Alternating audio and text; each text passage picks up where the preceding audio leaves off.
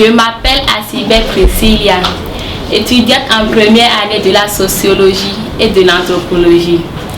Je suis devant vous ce soir pour vous présenter ma presse Douarika pour thème Égalité des sexes aujourd'hui pour un avenir durable. La société dans laquelle nous sommes aujourd'hui est comme un groupe musical dont chaque membre doit jouer sa partition pour l'obtention d'une bonne mélodie.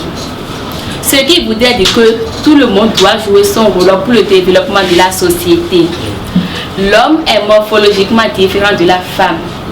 Et si nous parlons de l'égalité des sexes, cela voudrait dire que tout ce que l'homme fait, la femme doit être là en mesure de le faire.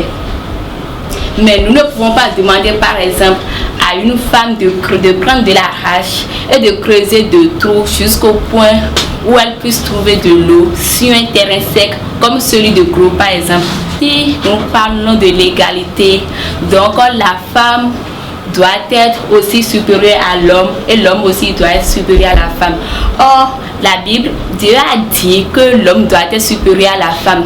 Et cela est écrit dans le livre de 1 Corinthiens 14, verset 33 à 34.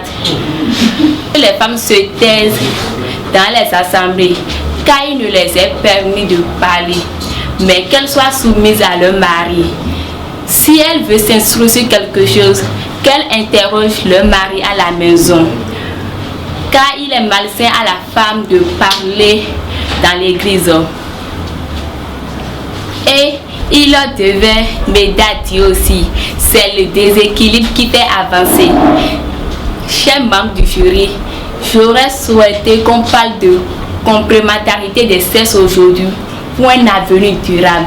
Car si la femme se trouve à la tête d'une entreprise, elle se dit qu'elle peut tout faire sans l'homme. Elle est égoïste. En étant égoïste, elle ne privilégie plus l'homme. Or, nous savons tous que le développement se fait dans le respect mutuel. La femme est un être très faible, très émotionnel. Et ces émotions l'amènent parfois à être agitée. Nous ne pouvons rien entreprendre en étant agitée. Si les deux femmes se rencontrent, se voient devant une activité, elles laissent d'abord ce qu'elles ont à faire. Elles se préoccupent de ce que l'autre avait dit ou de ce que l'autre avait fait hier ou avant-hier.